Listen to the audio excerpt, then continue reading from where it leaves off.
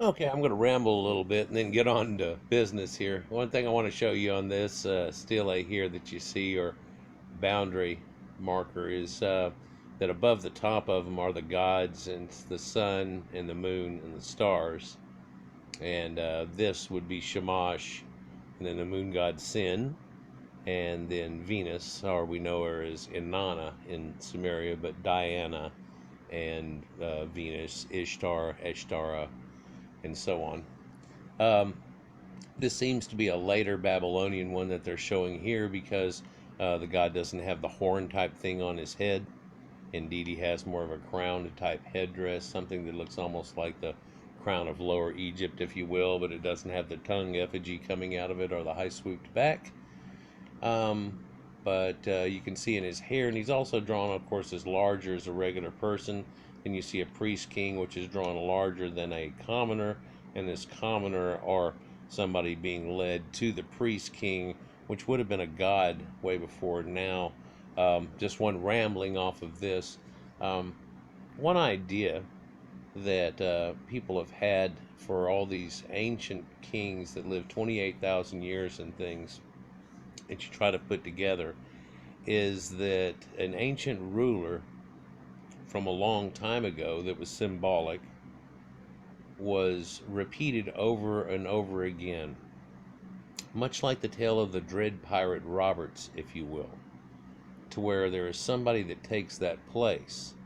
And there were masks used in ancient times in a lot of cultures, and indeed in these Caucasian cultures we're talking about here, to deify or edify somebody. One of the later things we can see this is Sargon's mask, where it kind of looks like a real person's mask that you can see through. And there were times where there were gods and effigies of gods on the walls with talking tubes going through them and stuff. I think one was found in Jericho, where they would have people where the dead would talk to people and so on. And a lot of different things were utilized in certain ways to to help people out mentally and stuff back in the day. But strange here too, you can tell it's just a rough, smooth stone, but as they started to smooth it, they did that bas relief and brought the image out of it here. And of course, that's seen through Egypt too, where they also have boundary steles much like this, but a little bit different. And he's going to talk about how the boundaries and how it goes with each other. And I'll continue to ramble on. Um, Signs of civilization, the sacred boundary stones of Babylonia. And of course, this goes way back to Sumerian and so on. But a Kudurru, meaning a boundary or frontier in Akkadian, is a type of stone document used in ancient Mesopotamia. While stone monuments have been used at various times in ancient Mesopotamia, it's especially associated with the Kassite period. The Kudurru served as a record of gifts, especially land grants bestowed by the king onto a person. Today, examples of these boundary stones are exhibited in museums around the world, and there's a lot of them that are seen. And they're generally kept in the temple, but there would have been a copy for the other people to keep themselves, but it wouldn't have been usually made out of stone, and it would have the record of doing so also. In fact, the ancient Sumerians kept up with records with who got what land, and after the inundations and floods, they had to remark and boundary each one. And it's believed that that's what developed their writing and their ability to use geometry and things like that, and to break lands into pieces and to do chunks and then to have percentages, and led to mathematics and all kinds of ways that they were trying to do this. But it didn't just pop up like popcorn like a lot of people want to think of. It's a culmination somewhat, but then it reaches such a point of what these people brought to humanity that you have to look at it with a strange new scope, I guess you'd say. Um, Prior to the Kassite period, also known as the Middle Babylonian period, which lasted from around the 16th century BC to the middle of the 12th century BC, stone monuments like the Kudurru were already being produced. They were known as Naras. It was, however, only during the Kassite period that Kudurrus began to be made. These were highly polished stone, normally limestone, slabs, blocks into which royal grants were recorded. But a lot of times it would have been in this black diorite stuff that you see here, which is almost impossible to carve in such a manner, and especially whenever you're saying these people were a copper-based period people that were coming into the Bronze Age, and that they at one time must have had something harder, or were using flakets of harder stone against harder stone, and it gets to be almost impossible when you think about that. And some of the Egyptians, with the time period we give for brass and Bronze Age, and the time period we give in Copper Age before that, and the time period we give for what they've been pulling off with such artifacts, literally the whole thing becomes one giant oop-art. But and there's so many bowls found over in the ancient Akkad, Egypt, and stuff that are just hand drawn out, that I've drawn U-parts on, to where it's like a marbleized granite, and they made these perfect, jars, jugs, bowls, and thin plates and stuff out of. What the hell is that? How long would it take somebody to do that? Because you can't be hitting that thing hard after a little while, or you're just going to break the tip off of it. So you'd have to just sit and sand that thing. And in what way are they doing this? What type of grinding, sanding implements are they using? Oh, anyhow, let me just continue on. He tells you that they're highly polished stone, normally made in limestone, but a lot of different stones are seen to it. The Kudurru derived its name from the fact that these gifts usually took the form of land grants. Although one might imagine that the Kudurru was used to make the physical mark of the boundaries of a person's land, this was not the case. Instead, the Kudurru would have been kept in a temple, while a clay copy of the original was given to the landowner itself. And so here you see one, and what we're going to talk about here is how in the first level and up above in the very top are the air gods, and then people that are in space are already deified into heaven, and then people that are the air gods, and then people that are the gods upon the earth. And so this is the cosmos, and then they write the inscription down below it, like signifying it. And again, this is diorite too. So he says limestone, and both of them that he shows are diorite, but let's continue. Kudurrus were considered sacred. For modern scholars, Kudurrus also provide some insight into the religious beliefs of the ancient Mesopotamians. As mentioned earlier, Kudurrus were kept in temples as an indication that they had some sacred value attached to them. They were meant to be visible not only by worshippers who came to the temple, but also by the gods. The association with the divine realm is also evident in the imagery carved into these stones. And upcoming is one of my favorite pictures of all of Samaria. In general, all the gods responsible for the preservation of the universe are depicted on the Kudurru. The gods are arranged in rows according to their position in the divine hierarchy and are represented by their symbols. The ordering of the gods on the boundary stones reveals to us the beliefs held by ancient Mesopotamians regarding their organization of both the cosmos and the divine realm. The origins of the Bible and everything come out of this land, which they called Eden. One of the reasons I like this so much, these are the sacred animals being brought into the land and done things, and so this is just cattle farming and things kicking in hard. But you see these guys, and they're actually playing ancient guitars here, so they're bringing in music. They're coming in jamming, which is neat. And you can barely make it out. Well, you can't even really make it out here, but right in the very top are the symbols we're going to look at also. And there's also symbols in between each ones in some places. Later they're going to, or in other markers like this, they'll have open areas on them, and that'll have writing, and everything else is done with these bas relief pictures. But this is a boundary stone, but it's done more in the limestone style of idea, and you can tell how much more scratched up it gets and how softer that stone is.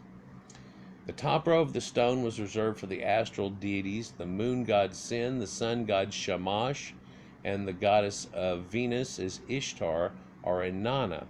And Shamash is also the name of the sun god in the Bible, and when the Bible refers to the sun, it's Chemosh or Shamash, and when the Bible refers to the sun god of the people living over in the lands of Canaan, it uses the same name. The next row was occupied by the sky god Anu, who is really more seen as like the cosmos itself, pretty much. Anu was the god over all of these type people. He would have been effectively the Titans, if you will, and then this brings it down through an extreme similarity, too, by the way. Then we have the air god Enlil, kind of a storm god type thing, also seen as being an eagle type of thing, and birds attached to the concept. Then the god of what he calls freshwater, Ea. And Ea is actually Enki, and Enki is Lord of the earth. And even though he controlled the waters on the earth, but not from the sky, that was the sky god that brought the rains. And the reason there was a change in hierarchy whenever it became really a drought is they go, we need to worship this dude. But and the storm god is seen through, and you can see that also in the ancient play out of Greek mythology too, and how it plays out in Zeus, and he's a storm god. And the same thing happens with El, the god of the Bible, of the Canaanites and so on, and his son Baal, who is again the storm god, who's throwing the lightning bolts and so on. But Ea at one time, and Yah, as you hear in Yahweh or whatever, is actually Ea or Enki, and he at one time was the Lord of the earth, and he was also the one that saved all mankind from the flood of Utnapishtim that they had in Mesopotamia, which is where the flood story comes from out of the Bible. So indeed this has to do with it.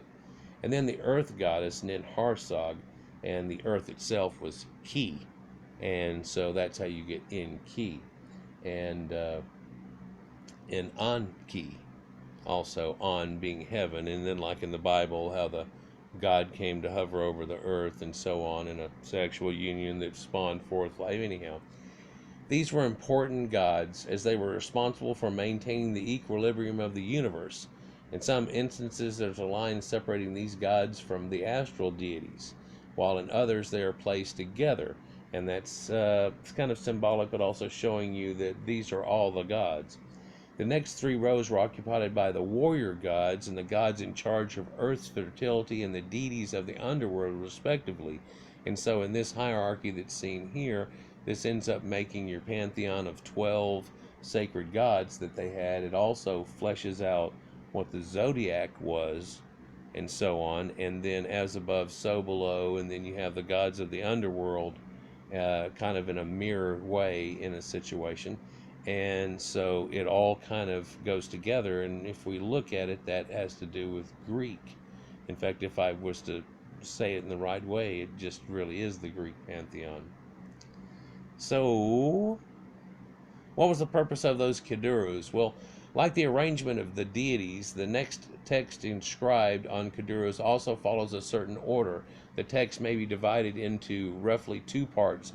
The first contains the nature of the land grant as well as the clauses attached to it, whereas the second part contains a list of curses to deter anyone from violating the agreement, and these curses called upon the gods who are invoked into this sacred stone to punish those individuals who are violating or in violation of the agreement.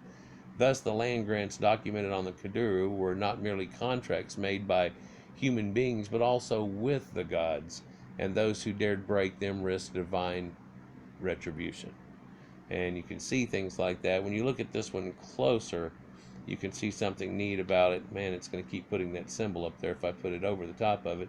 But in the bottom right here, we have a Capricorn type symbol, and people don't think of it, but in this land at this time, there is not an oryx type topped creature like this that is seen as being the goat, that if you look, he has a scaled pattern that almost looks like a giraffe onto him, and he's in that bent position, right?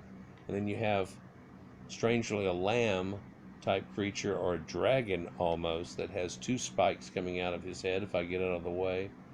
Right above that, people say it looks like a bird facing to the left, but it also looks a high, proud boat facing, bird to the right. You know, like this is his little beak, and there's his little tail sticking up. But then it also looks like a high, proud boat, perhaps facing the other way. In the center here, you see a cosmos image of inside to inside to inside, and then we see what looks like a spear sticking up, but I believe this is the sacred tree. This is uh, Ish, uh, Ishtar or Asherah, the sacred tree, the tree of life. It goes along with this concept. You can see this is almost an ankh, for it has a cross and the loop that's onto it, and how it is connected to a scepter. People in ancient times, as I was going into before, used to believe that if you killed a god, you took his power. And indeed, now I have more of that power. You can see that reflected all the way through this, but even into modern times where if he has the ring of power, the ring of Zenthor, and I kill him, I take the ring of Zenthor, and now I have mine and the ring of Zenthor. And, then you get the next thing, you get the sword, and I have power, like He-Man or something, or like Conan the Barbarian, who gets the Atlantean sword that leads him to his way, or something along that line, or the ancient stories of Stormbringer and the story of Elric of Melbourne. But there's a lot that goes along with this that's all symbolic and stuff too, but of course the gods are in charge of this type of thing. Oh, this is the lizard dragon thing. There's a tail coming all the way around here too. And and of course up here though we have the sun and the moon and the stars.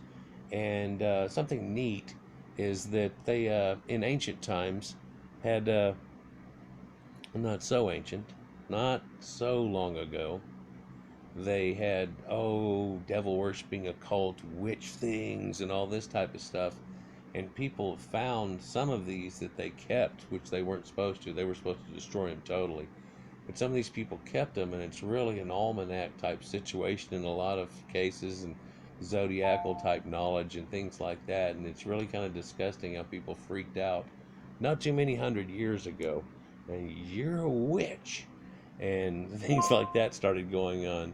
God, I wish that would quit doing that. Although the Kassite period came to an end around the middle of the 12th century, the popularity of the Kudurru continued and is considered to be a legacy to this dynasty. This is evident, for instance, in the Kudurrus dating the reign of Nebuchadnezzar I, a ruler of the Isin dynasty. This was the dynasty that succeeded the Kassites. Kudurrus have been unearthed by archaeologists and are on display in various museums around the world today, including the British Museum and the Louvre. The engraving of the gods depicted on the Kudurru were arranged in a particular order, and yeah, they kept them in a particular order. And sometimes when you look at these, you can find zodiacal signs in it and so on. Their zodiac's a little bit different, and telling you, I can show you that the Epic of Gilgamesh can be shown going round and around the zodiac, just like a lot of the biblical tales and so on. And a lot of this was ancient people actually using religion and God and creation of all to end up making it to where they understood and knew the seasons. And the people that were the priests. The commoners didn't keep up with these type of things. They were just told when things were happening and set up for it and all these type of deals. And it was the sacred knowledge that these people had, was how the sun comes up and the moon goes down and the world spins round and round, and when are the crops coming and when can we expect rain and stuff. And the people would start wailing for when the rain would come, and they'd be like, well, it's still a couple of weeks away, but then we do this festival and da-da-da, and then it's supposed to rain any time. During times of drought it'd be late, and then you'd think God was angry with you, and all these things happen. And people would have to appease the gods whenever they didn't even have much because of the crap that was going on. And man, it got to be quite a difficult time for people in certain aspects of their life, for certain. Anyhow, guys, I didn't want to go too much farther in that. Yeah, but I touched upon masks and how these masks might have been worn by the same people for thousands of years. But then if you think about, they had a lunar calendar way back when. You can divide that by 13 pretty easy. And if you do that to the biblical times, whenever Methuselah and people lived 900 years and so on, that comes out to somebody living in their late 70s. And that's still pretty darn good for way back then, because people had kids when they were between 15 or 20, and you can see that he could have almost seen his great grandkids, which back in a time when people might live a lot of times into only 35 years old was probably incredible. you know. So yeah, man, God, he was old. If somebody break 100 years old, you can imagine, what that would be like, and so on. So there's a lot of conjecture that can be taken on with that too. Anyhow, peace out. Like, share, and subscribe, and enjoy. More to come.